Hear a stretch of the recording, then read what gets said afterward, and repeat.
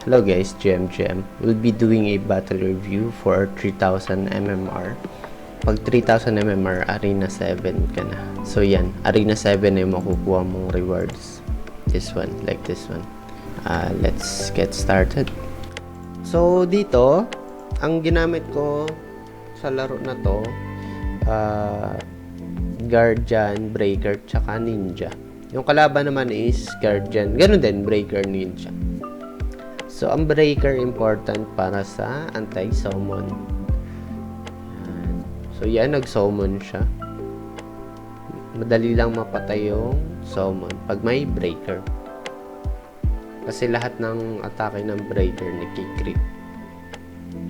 Karamihan pala. Yan. Karamihan nakikrit. Anti-summon yan. So, yung Gigantic Blade ba yan? Yung Gigantic Blade pa vertical yung atake niya. So, yan.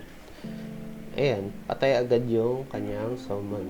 So, 300 yung rounds. So, yan dito. Ang ginagawa ko, hindi ko na pinansin yung breaker niya. Hindi ko na inatake. Kasi mamamatay na rin agad yan sa lason. Yan. Nalason na siya. So, yan. May 9 na damage every tick. Every tira. So, yan. Minus 9 ulit. Yun, namatay na. Hindi ko kailangan patamaan yung kalaban. So yun, patay na yung kanyang ninja. So, mali yung ginawa ko dito. Dapat, may special na kasi ako. So, dapat, ginamit ko na yung reincarnation, special skill ng ninja. Tapos poison bomb para mas marami yun. Tick ng lason. So yun. Patay na sana yung guardian eh. Madali na mamatay. So yan, dapat yan, madali na mapatay ito. So yun kada galaw minus 24. Kung nalagyan ko reincarnation, minus 50 siguro. So hindi ko ginamitan ng special. Dapat talaga lagi natin tinitingnan yung special skill. Yung special skill gauge. Kasi clutch yun lagi pag nagkaroon ka ng special skill. So, ang kalaban ko dito, Guardian Psychic Ninja. Okay. Classic lang, classic. Pero yung yung positioning niya, hindi nakatago yung isa dito, no? So, I think hindi naman siya magsa-summon dito. Ay, nag-summon pa rin siya. Summoner type din pala to. Dahil may ninja. So, yung ginawa niya doon, so yun, ang sinummon niya is Detonator.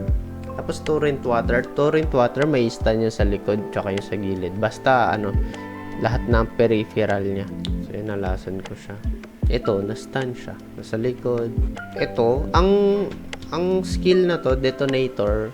So yan, dapat hindi mo pinapansin or wag mo papatayin. Kasi pag pinatay mo, saka magte-take effect. So magkakaroon ng damage once na namatay na siya.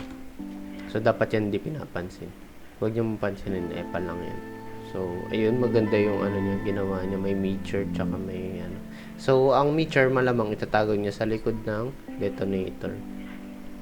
So, malapit yun. Kasi hindi ko naman titirahin yung detonator. So, yan. So, na-foresee na agad natin yung gagawin niya. So, ito, pwede natin gamitin to dito. Papatamaan natin yung Gigantic Blade. Nag-summon tayo.